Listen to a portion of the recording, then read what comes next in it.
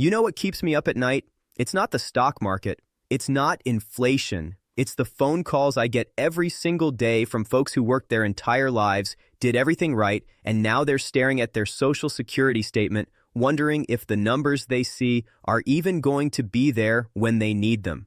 And here's the truth nobody wants to talk about. 2026 has brought changes to Social Security that are quietly reshaping retirement for millions of Americans. And most people have absolutely no idea it's happening right under their nose. Listen, I've been doing this for over 3 decades, and I've never seen this level of confusion around Social Security rules. We're talking about modifications to the earnings test limits, adjustments to how benefits are calculated for people who claim early, and changes in the cost of living formulas. That could mean the difference between comfortable retirement and wondering which bills you can actually pay.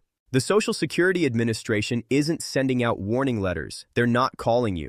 These changes just happen, and if you don't know what's coming, you could be leaving tens of thousands of dollars on the table. Or worse, watching your expected benefits shrink right before your eyes. So let me break this down for you in a way that actually makes sense, because the government sure isn't going to do it. I had a caller last week, 72 years old, worked as a teacher for 40 years, and she told me she just found out that a decision she made 3 years ago about when to claim her Social Security is now costing her hundreds of dollars every single month because of these new regulations. And the heartbreaking part, nobody told her. There was no letter, no phone call, no warning. She just noticed her deposit was smaller than she calculated, made a phone call, and got hit with information that changed everything about her retirement plan. Here's what's happening right now in 2026 that you need to understand.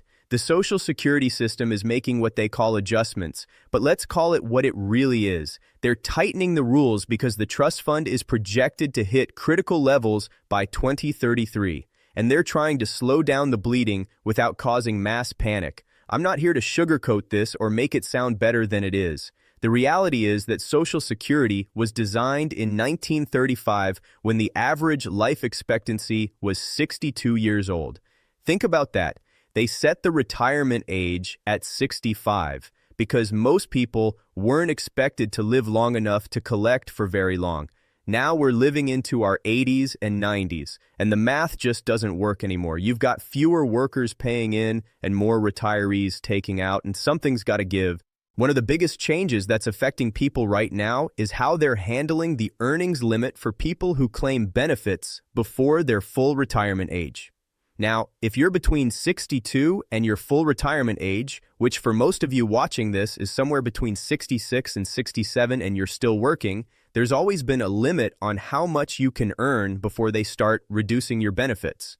But here's what changed. They've gotten much more aggressive about how they calculate this and how quickly they claw back those benefits. In previous years, for every $2 you earned over the limit, they'd reduce your benefits by $1.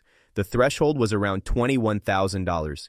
Now they've adjusted the formula and the way they track your earnings in real time, and they're faster about implementing these reductions. What this means for you is that if you thought you could claim at 62, keep working part-time, and collect your full benefit, you need to run those numbers again because you might be in for a rude awakening.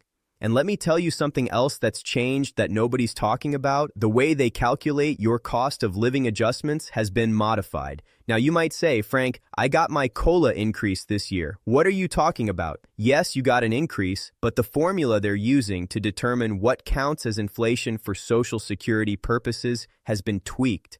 They're using something called the CPIE now, which is supposed to better reflect what seniors actually spend money on.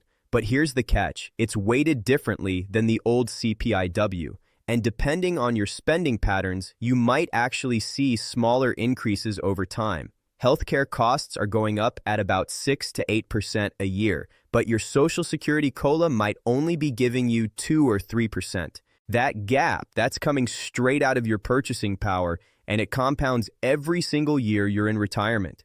Let me tell you about another change that's absolutely critical, and this one affects people who are divorced. If you were married for at least 10 years and you got divorced, you used to be able to claim benefits based on your ex-spouse's work record, and it didn't affect their benefits at all. That rule is still technically in place, but the way they're verifying these claims and the documentation they're requiring has become incredibly stringent. I've talked to people who've been asked to provide marriage certificates, divorce decrees, and proof of the duration of their marriage with specific dates. And if there's any discrepancy in the paperwork, they're denying claims or delaying them for months. One woman called me in tears because she couldn't find her original marriage certificate from 1978, and Social Security told her they couldn't process her claim without it.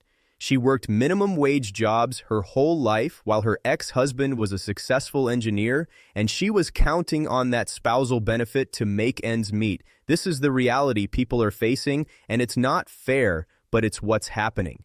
Now let's talk about the survivor benefit situation, because this is where things get really complicated in 2026. If your spouse passes away, you're entitled to survivor benefits, and you could claim those as early as age 60 or age 50 if you're disabled. But here's what they've changed. The way they calculate the survivor benefit amount has been adjusted based on what age your spouse was when they claimed their own benefits. If your spouse claimed early at 62 and took a reduced benefit, your survivor benefit is now calculated based on that reduced amount, not on what they would have gotten at full retirement age. In the past, there was more flexibility in this calculation, but they've tightened it up significantly. So, if you're married right now and you're thinking about when to claim, you need to have a serious conversation with your spouse about the survivor benefit implications, because the decision you make today could affect your spouse for the next 20 or 30 years if something happens to you. Here's another thing that's changed that's flying completely under the radar: the way they're handling government pension offsets. If you worked for a state or local government and you didn't pay into Social Security because you had a pension plan instead, there's something called the windfall elimination provision and the government pension offset. These rules have always been confusing. But in 2026, they've modified how they calculate these offsets. And for many people, it means their Social Security benefits are being reduced by larger amounts than they expected. I talked to a retired police officer who worked 20 years for a city police department with a pension, then worked another 15 years in the private sector paying into Social Security. He thought he'd get his full pension plus a decent Social Security benefit. Wrong. The WP calculation has been adjusted, and his Social Security benefit is being cut by nearly 60%. He's getting about $400 a month from Social Security instead of the $1,000 he was counting on. That's a $7,000 a year difference, and he's already retired. There's nothing he can do about it now except adjust his budget and figure out how to live on less. Let me also address something that's causing massive confusion. The file and suspend strategy is dead, but people keep asking me about it. This was a strategy where one spouse would file for benefits at full retirement age and then immediately suspend them, which allowed the other spouse to claim spousal benefits while both of their individual benefits continued to grow until age 70. Congress closed this loophole back in 2016. But here's why I'm bringing it up now. In 2026, they've gone back and audited some people who used this strategy in the past. And if there were any irregularities in how it was done, they're clawing back benefits. I know this sounds insane, but it's happening. They're saying that some people misapplied the rules or claimed benefits they weren't entitled to, and now they're sending letters demanding repayment of thousands of dollars in benefits that were paid out years ago. If you used any kind of creative Social Security claiming strategy in the past, you need to have documentation of everything and be prepared for the possibility that they might question it. Now here's what you need to understand about the bigger picture. Social Security is not going bankrupt tomorrow. It's not going to disappear, but it is going to change, and the changes are going to be gradual and strategic. They're not going to wake up one day and say, "For sorry, no more benefits." What they're going to do, and what they're already doing, is make it harder to claim benefits early, reduce the amount you can get if you do claim early, limit how much you can earn while collecting benefits, and adjust the cost of living increases to grow slower than actual inflation. It's death by 1,000 cuts, and most people won't even notice until they're already locked into a bad situation. The system is designed to encourage you to wait as long as possible to claim benefits. And if you claim early, they're going to penalize you more heavily than they used to. That's the bottom line.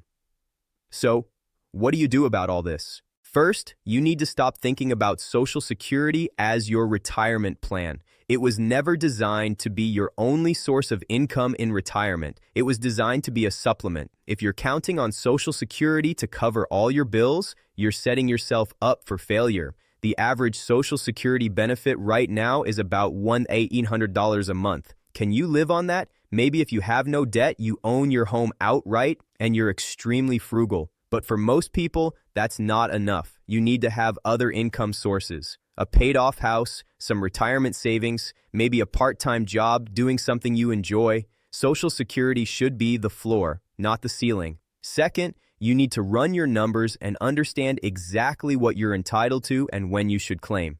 Go to the Social Security Administration website, create your My Social Security account if you haven't already, and look at your estimated benefits at different claiming ages. Understand that if you claim at 62, you're taking about a 30% reduction compared to waiting until your full retirement age. And if you can wait until 70, you'll get about an 8% increase for every year you delay past your full retirement age. That's guaranteed growth with no market risk. For some people, claiming early makes sense because they need the money now or they have health issues and don't expect to live a long life. But for healthy people with average or above average life expectancy, delaying Social Security is often the smartest financial move you can make. Third, you need to coordinate your claiming strategy with your spouse if you're married. This is not a decision you make in isolation. You need to think about survivor benefits and how your claiming age will affect your spouse if something happens to you. Generally speaking, the higher earner should wait as long as possible to claim because that maximizes the survivor benefit. The lower earner might claim earlier because their benefit is smaller and the impact on the survivor benefit is less significant. But every situation is different and you need to run the numbers for your specific circumstances. Fourth, if you're still working and you're thinking about claiming early, you need to understand the earnings test and how it's going to affect your benefits. Don't just assume you can claim at 62 and keep working full-time without consequences. They will reduce your benefits, and they will do it quickly. If you're going to claim early and keep working, make sure you're earning under the threshold or that you're okay with having your benefits reduced until you reach full retirement age. And finally, you need to stay informed because these rules are going to keep changing. What's true today might not be true next year. Social Security is a political football, and every time Congress needs to make budget adjustments, Social Security is on the table. Sign up for updates from the Social Security Administration. Follow reputable financial news sources. And don't rely on what your neighbor told you or what you read in some Facebook post. Get accurate information from reliable sources and make decisions based on facts, not fear or speculation. This is your retirement we're talking about. This is the money you worked your entire life to earn. You deserve to get every dollar you're entitled to, but you have to be informed and proactive to make that.